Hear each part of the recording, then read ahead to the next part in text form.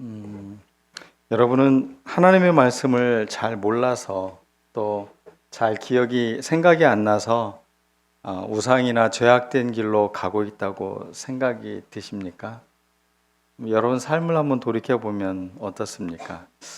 말씀을 몰라서도 아니고 기억이 안 나서도 아니고 그냥 하나님을 멀리하고 싶을 때, 뭔가 내 삶에 잔뜩 화가 났을 때 우리는 하나님의 음성을 듣기를 싫어하고 무시하고 도망가는 것이 아닌가 싶습니다.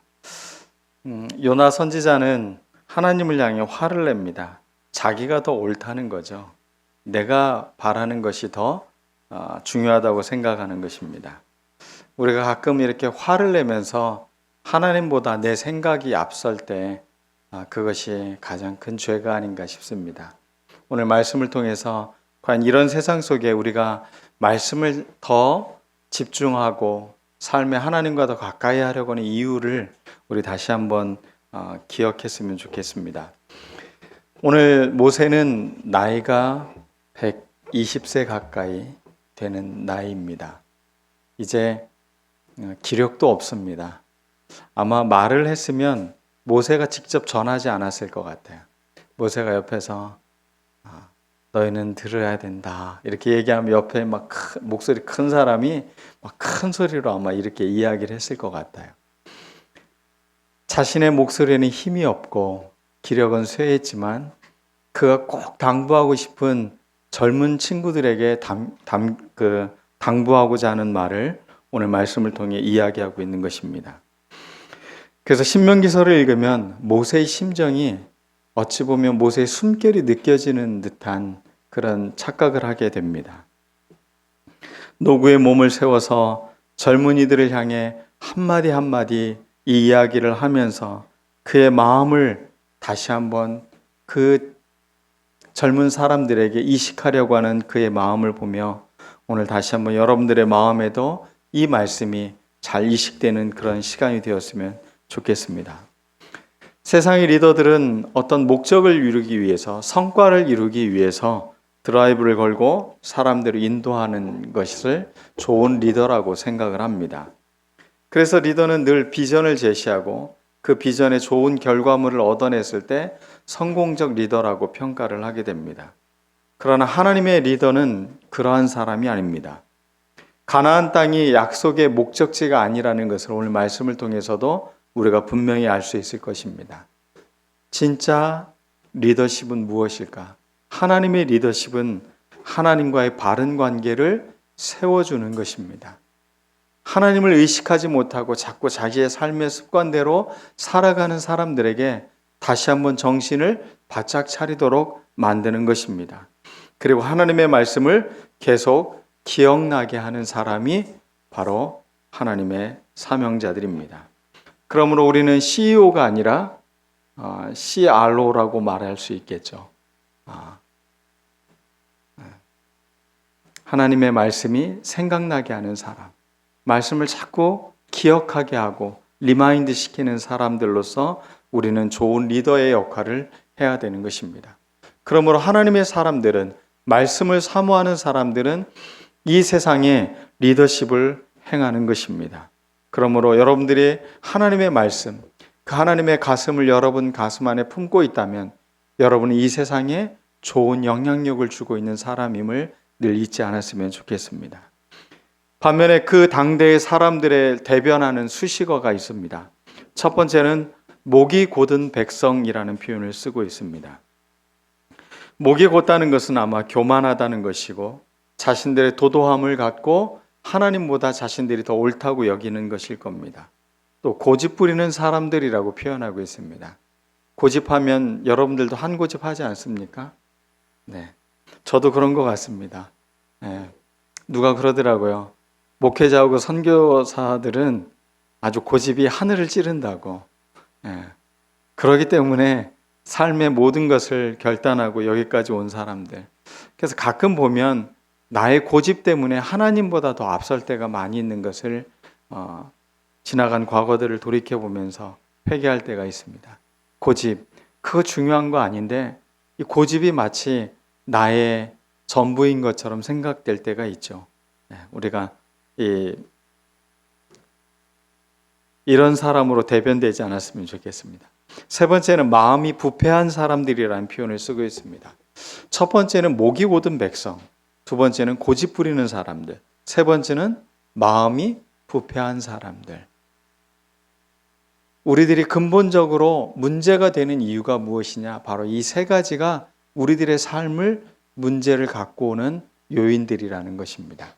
목이 곧은 백성, 고집 부리는 사람들, 마음이 부패한 사람들. 우리 주일학교 아이들하고 오늘 예배를 드려서 제가 옛날 이야기를 하나 가지고 왔습니다.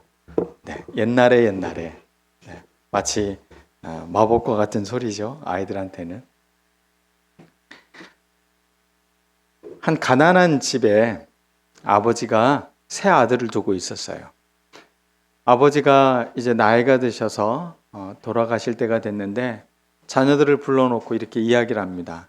내가 너희들한테 물려줄 게 아무것도 없구나. 돈도 없고 너희들에게 물려줄 집도 변변치 않고, 근데 내가 지금 갖고 있는 게 보니 내가 짚고 다니던 지팡이와 그 다음에 또 하나는 괴짝과 또 하나는 방울이 있다. 이 두 번째, 세 번째는 전래동화여서 그런지 다 바뀌었어요. 근데 아무튼 첫 번째가 뭐라고요? 지팡이가 있었어요. 그래서 큰아들과 작은 아들, 막내 아들 셋이서 아버지가 돌아가신 그 유언을 잘 받들어서 셋이 어떻게 살아가야 될 것인지 고민하기 시작을 합니다. 우리 아버지가 물려준 것을 가지고 이 유산을 갖고 우리 밖에 나가서 부유하게 또 부자가 돼서 다시 이곳에서 모이자. 그렇게 하고 세 형제가 헤어졌습니다. 첫째 아들은 지팡이를 들고 길을 가다가 너무 피곤해서 무덤가에서 잠시 머리를 기대고 잠을 청했습니다. 갑자기 무덤 뒤에서 뭔가가 이렇게 막 파는 소리가 들리는 거예요. 팍팍팍팍팍팍 부시럭부시럭부시럭. 무슨 소리냐면 여우가 이 무덤을 막 파고 있는 거예요. 그리고 거기에서 죽은 사람의 해골을 뒤집어 쓰고서는 갑자기 여우가 휙 재주를 부리더니 갑자기 할머니가 된 거예요. 노파가 돼서는 어느 길로 계속 가고 있어요. 그 길을 따라가 보니 마을로 들어갔습니다. 그곳에서는 결혼식이 한참인 가정이 있었어요. 신부의 가정이었는데 잔치를 벌이고 있었어요. 할머니가 그곳에 들어가자 거기 있는 사람들이 아유 노인분이 오셨다고, 어르신이 오셨다고 그러면서 극진히 그분을 대접을 합니다. 음식을 맛있게 먹고는 그 할머니가 여우에게로 신부에게로 다가갑니다. 이해해 주십시오. 신부에게로 다가가서 신부에게 무슨 말을 하자 신부가 갑자기 쓰러지는 겁니다. 그래서 일어나질 못하는 거예요. 사람들은 결혼식장에서 신부가 죽었다고 다들 난리가 났어요. 바로 그때 지팡이를 들고 있던 큰 아들이 제가 한번 고쳐보겠습니다. 그리고 나서는 거예요. 그리고서는 힘껏 그 지팡이를 갖고 여우를 내리쳤습니다. 사람들은 이 무슨 이상한 행동이냐, 어떻게 노파에게 그런 행동을 벌이느냐고 막 무엇라고 말을 합니다. 그리고 그 쓰러진 노파를 잘 보라고 이야기를 합니다. 그것은 7개의 꼬리가 달린 여우였습니다. 신부의 아버지는 너무나 고맙다고 하며 그 사람에게 많은 돈과 재물들을 나누어 주었습니다. 큰 부자가 되어 집으로 돌아온 큰아들은 집을 세우고 동생들을 기다렸습니다. 둘째 아들은 뭘 가지고 갔다고 했죠? 여러분들 정말 훌륭합니다. 괴짝을 들고 갔습니다. 어떤 사람은 맷돌을 들고 갔다고도 하고 어떤 사람은 망치를 들고 갔다고도 이야기를 하지만 오늘은 괴짝으로 하겠습니다. 한참 길을 걸어가고 있는데 갑자기 한 여인이 살려주세요, 살려주세요 그렇게 하는 거예요. 그래서 무슨 일이냐고 그랬더니 지금 내가 쫓기고 있다고, 나를 좀 제발 좀 살려달라고 이렇게 이야기를 합니다. 그래서 큰 괴짝 안에 들어가서 숨으라고 이야기를 합니다. 그리고서는 이 젊은이 둘째 아들은 이 괴짝을 메고서는 마치 힘겨운 길을 걸어온 것처럼 그렇게 길을 가고 있었어요. 한 거친 남성이 산적과 같이 생긴 사람이 우리 유전사님처럼 생기지는 않은 것 같아요. 산적같이 생긴 걸 보니까. 네, 그 산적같이 생긴 사람이 나타나서는 이 둘째 아들에게 물어봅니다. 이러이러한 여인을 혹시 못 보셨습니까? 아유, 힘들어 죽겠는데 무슨 여자를 봐요. 이러면서 이 둘째 아들이 아무것도 보지 못했다고 이야기를 합니다. 산적은 시퍼런 칼을 들고서는 다시 숲속으로 들어갔습니다.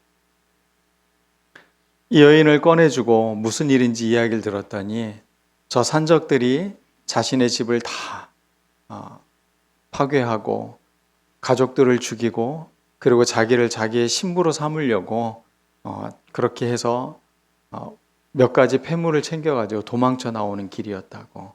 아마 당신이 나를 살려주지 않았으면 나는 죽었을 것이라고 이렇게 이야기를 합니다.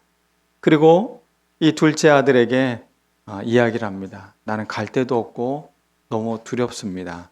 그러니 내 인생을 책임져 주세요. 네, 그렇게 이야기를 해서 둘째 아들은 이 여인을 데리고 집으로 돌아갔습니다. 그리고 형 집 옆에다가 또 큰 집을 짓고 그곳에서 아름다운 가정을 이루고 살았습니다. 이제 세 번째 누가 남았죠? 네, 막내 아들이 남았습니다. 이 막내 아들은 방울, 또 어떤 곳에서는 장구라고도 이야기를 합니다. 음악과 뭐 이렇게 소리 나는 것을 들고 갔습니다. 아버지의 그 유산을 들고 가는데 갑자기 호랑이가 나타나는 겁니다.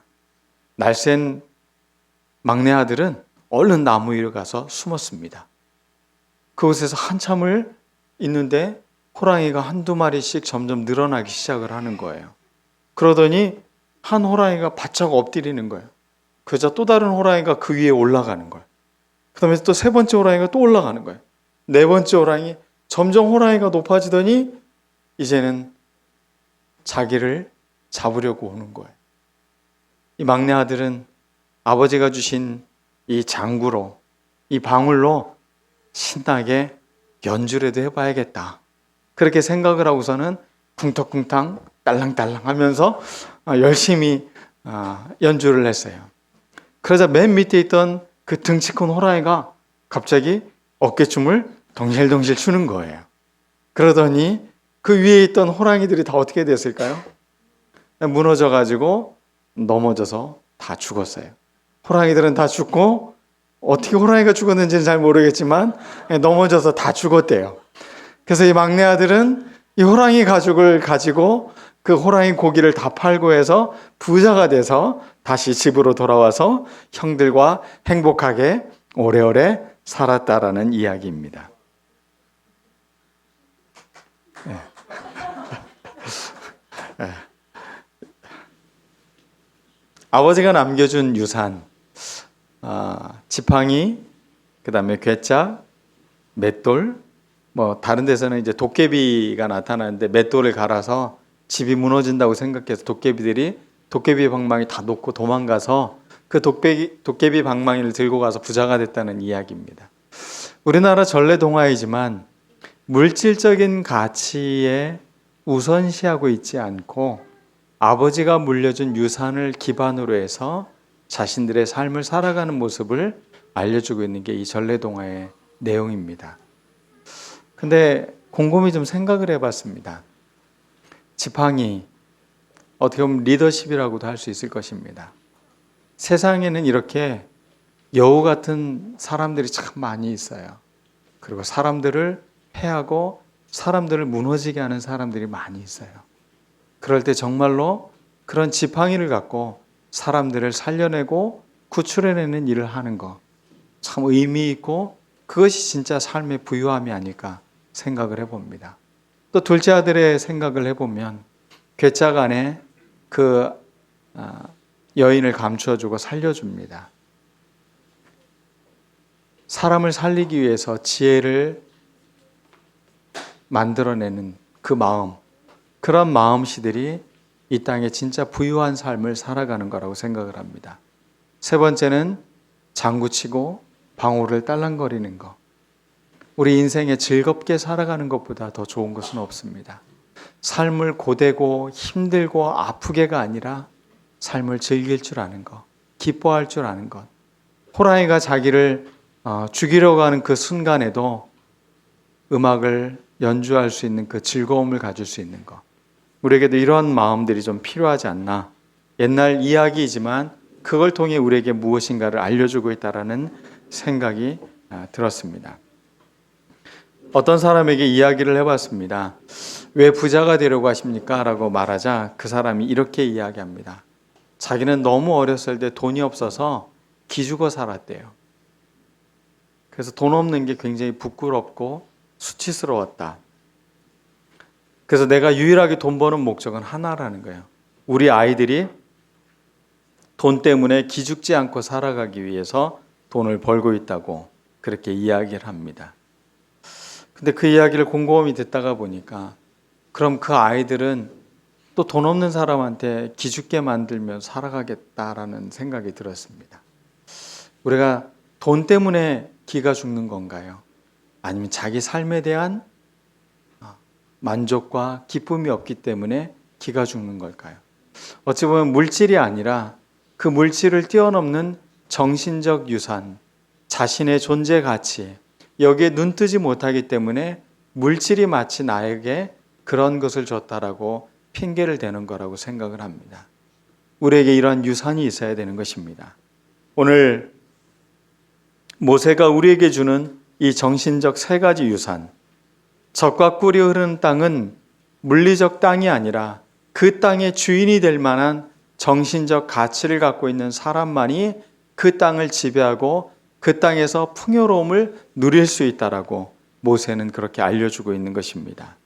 여러분의 삶의 터전이 젖과 꿀이 흐르는 땅을 소유하고 정복할 수 있는 그런 사람들이 되기 위해서 우리는 세 가지의 태도를 배워야 되는 것입니다. 첫 번째, 하나님께 사랑받는 사람이어야 되는 것입니다. 하나님을 사랑하는 사람이어야 되는 것입니다. 그리고 그 힘으로 이웃을 사랑하며 살 줄 아는 사람인 것입니다.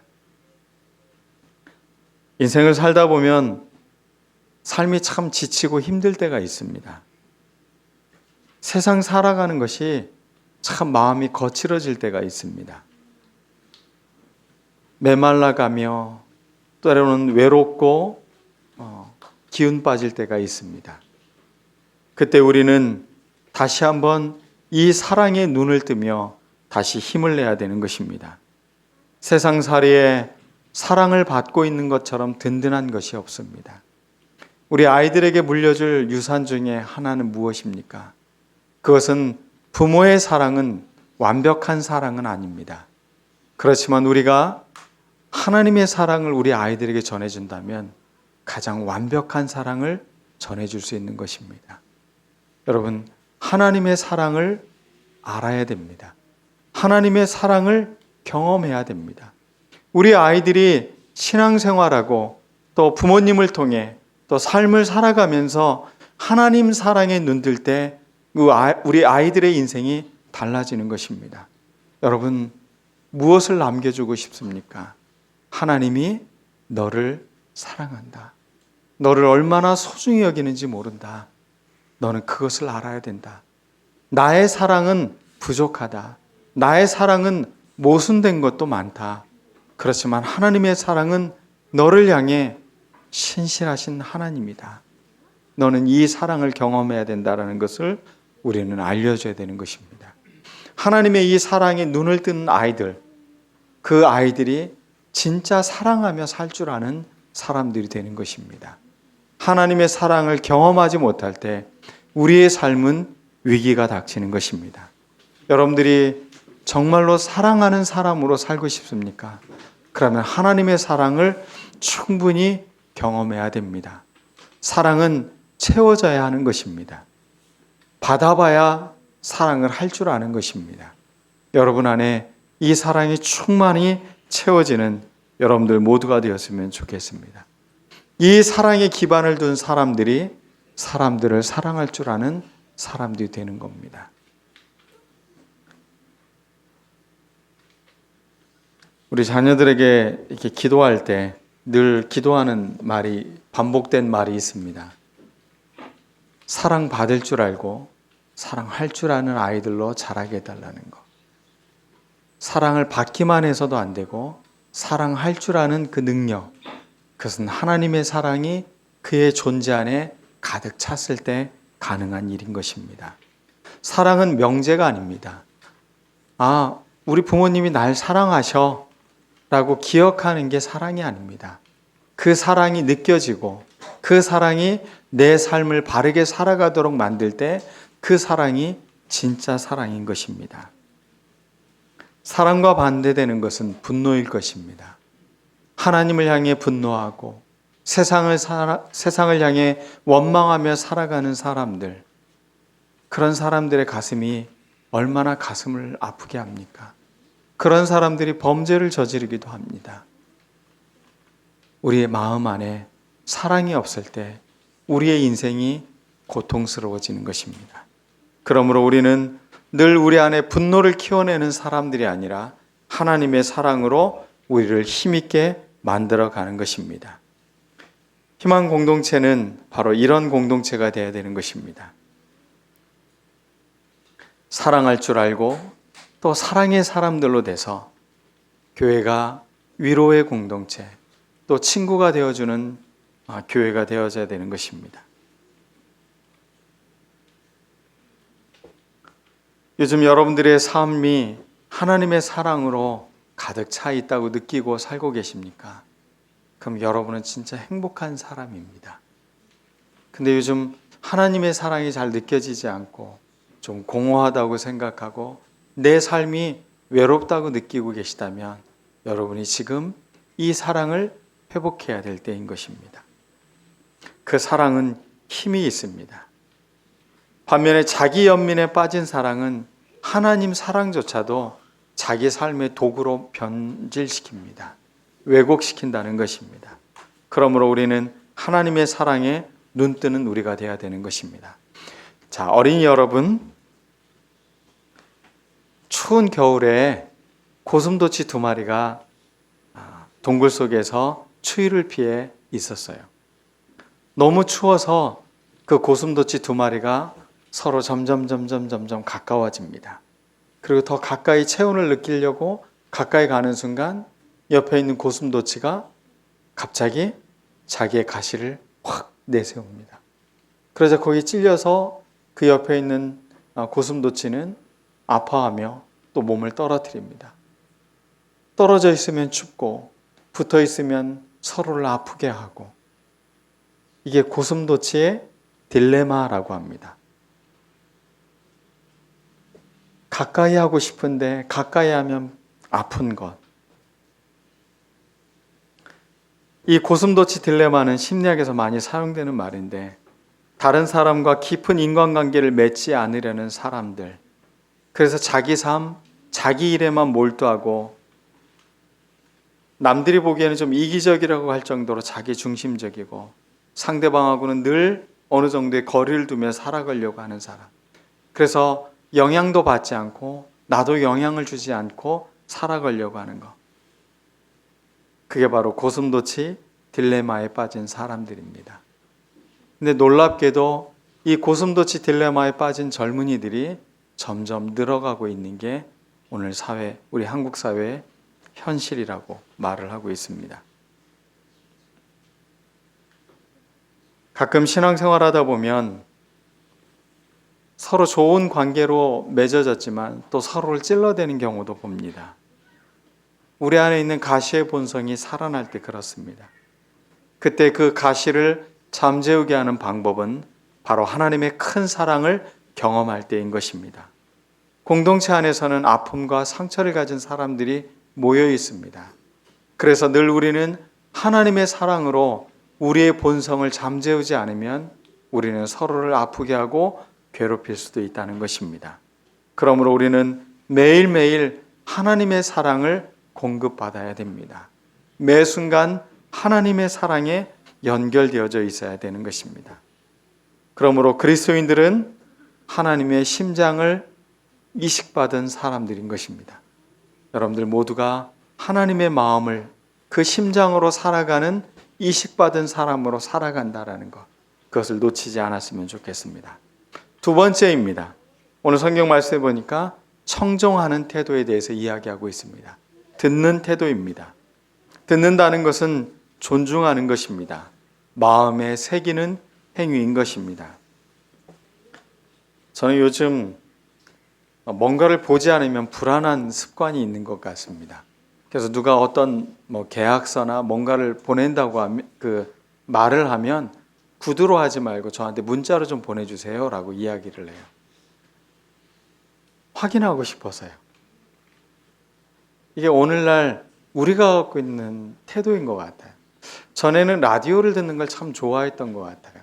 그래서 라디오 속에서 나오는 소리를 들으면서 상상도 하고 이랬던 것 같은데, 지금 유튜브를 보면서 자꾸 내 시선을 거기에 다 빼앗기는 것 같다는 생각을 듭니다. 여러분은 무엇에 자꾸 여러분의 시선을 빼앗기고 있습니까? 다시 우리의 눈을 감으시기 바랍니다. 그리고 하나님이 우리에게 들려주시는 음성에 귀를 기울이는 여러분들이 되었으면 좋겠습니다. 이 청종하는 태도, 이 태도를 여러분들이 갖는다면 여러분의 삶은 새로운 땅에서 그 새로운 땅의 주인이 돼서 살아갈 수 있다는 것입니다. 우리의 삶에 이 듣는 태도를 잃어버리면 안 됩니다. 우상은 늘 무엇인가를 보여주려고 합니다. 세상의 모든 종교는 그래서 보여주려고 합니다. 보여주는 것을 통해서 사람들이 그것에서 신뢰감을 갖도록 만들어요. 그래서 백성들이 모세가 십계명을 받으러 올라갔을 때 그들은 그 마을에 산 아래에서 무엇을 하고 있었습니까? 우리를 인도하신 하나님을 보여줘라 라고 아론에게 요구하고 있어요. 하나님이 우리 눈에 보이지 않으니, 하나님의 말씀을 늘 전해주는 모세가 우리 눈에 보이지 않으니 하나님을 우리 눈에 보여줘라 라고 요청을 하는 것입니다. 그래서 만든 게 무엇입니까? 금송아지를 만든 것입니다. 눈에 보이는 대상. 그리고 그 금송아지를 뭐라고 했습니까? 소의 신이라고 하지 않았어요. 우리를 애굽에서 인도해낸 신이다라고 말을 했다는 거예요. 눈에 보이려고 하는 것, 뭔가 보여주려고 하는 것에 우리가 가치를 빼앗기는 순간 우리는 우상을 숭배하는 사람들이 되는 것입니다. 보이지 않는, 그렇지만 우리에게 하나님의 말씀을 들려주시는 그분께 우리의 귀를 기울일 때 우리는 삶이 달라지는 것입니다. 우리의 인생이 새로워지는 것입니다. 들을 때는 정성껏 들어야 됩니다. 그리고 들었을 때는 그 들은 것을 갖고 잘 순종하며 섬기는 삶을 살아가는 것입니다. 온 마음을 다해서 정성 들여 듣는 태도, 이것을 우리가 놓치지 말아야 되는 것입니다. 서로를 가르치거나 자신들의 경험에서 나오는 해결 방법을 제시하는 게 교회 공동체가 아닌 것입니다. 그래서 우리 희망교회 안에서는 소그룹 모임할 때 모임의 기초 주춧돌을 놓는 첫 번째가 무엇이냐? 듣는 태도를 갖는 것입니다. 서로에게 교훈하거나 가르치려고 하지 않습니다. 우리는 서로에게 늘 귀를 기울이며 하나님이 우리에게 무엇이라고 말씀하시는지 귀를 기울이는 경청의 공동체라고 우리 교회의 첫 그 모임의 출발점을 거기에 갖고 있는 것입니다. 이 듣는 마음, 듣는 태도, 내가 앞서지 않으려는 태도, 우리가 이것을 놓치지 말아야 되는 것입니다. 늘 여러분은 하나님의 말씀에 귀를 기울여야 되는 것입니다.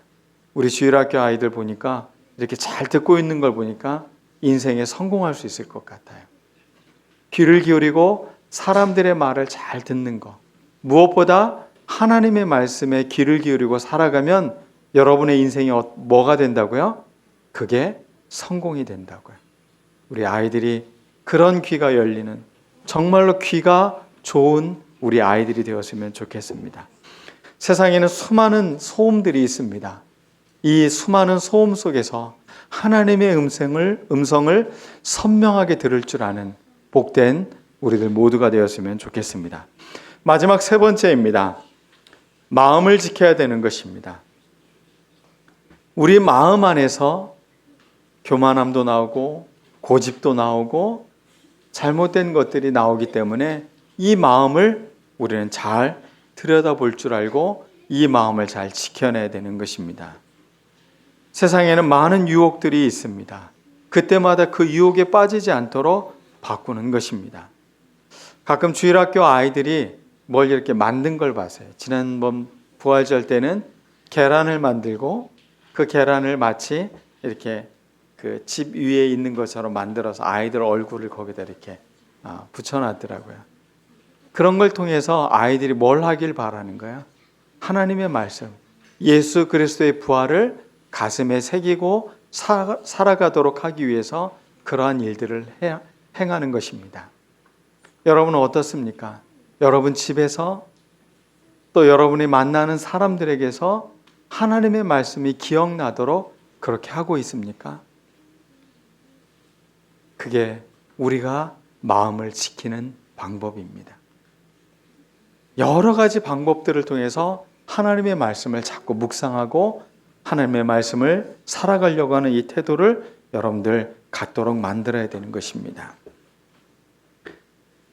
중독에 빠지면 세상이 다른 건 중요하지 않습니다. 그냥 그것만 있으면 세상이 즐거울 것 같고 행복할 것 같아요. 그게 중독에 빠진 사회의 특징입니다.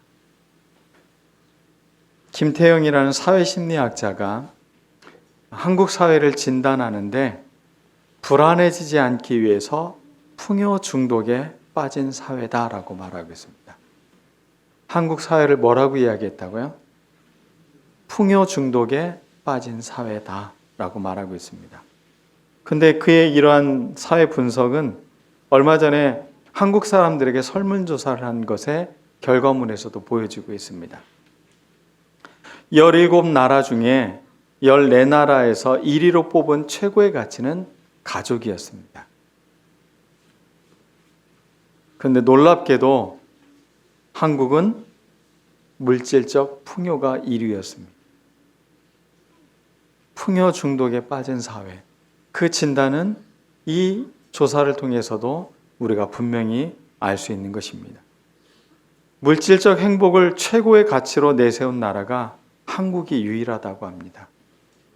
다른 모든 나라들은 가족, 건강, 일반적인 만족감 이런 것들을 뽑았는데 한국만이 물질적 풍요가 1위를 차지하고 있는 것입니다. 이런 사회에서 무엇이 삶의 가치로 여겨지겠습니까? 오로지 돈을 벌고 물질적으로 풍요하면 이 세상의 모든 것에 면죄부를 얻을 수 있다고 생각하는 그런 사회적 가치, 이런 것에 교육을 받고 살아가는 우리 아이들에게 우리는 하나님의 말씀이, 하나님의 사랑이 우리의 마음을 지켜야 되는 것임을 우리는 잘 깨우치며 살아가는 우리들이 되어야 될 줄로 믿습니다. 말씀을 마치겠습니다. 여러분에게는 무엇을 유산으로 남기고 싶습니까? 유산에는 돈도 있지만 거기에는 정신적 가치가 들어있는 것이 진짜 유산인 것입니다. 문화적 유산들은 건물이나 어떤 것이 아니라 그것이 살아 숨쉬고 움직이고 있는 그 정신을 기반으로 해서 생겨나는 것입니다. 저는 세종대왕이 참 복음을 위해 준비한 사람이라고 생각을 합니다. 그 이유는 백성들에게 쉬운 한글을 만들었기 때문에 그렇습니다.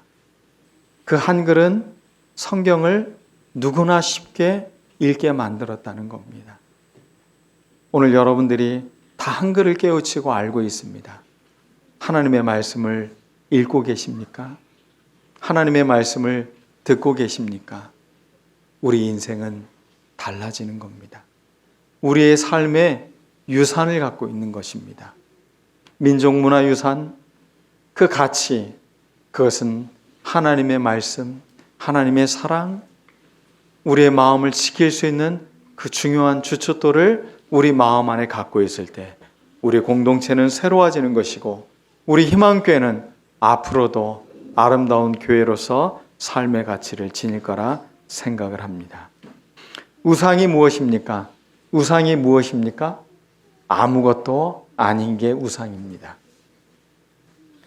진짜 신의 본질을 드러내고 있는 게 아니라는 것입니다. 그래서 다 우상인 것입니다. 하나님의 본성, 그것은 물질적 눈에 보이는 것으로 보여지는 것이 아니라는 것입니다. 오늘 주보 1면에 나이덕 시인이 쓴 글에 그 두 번째 연에 이런 이야기가 기록되어져 있습니다.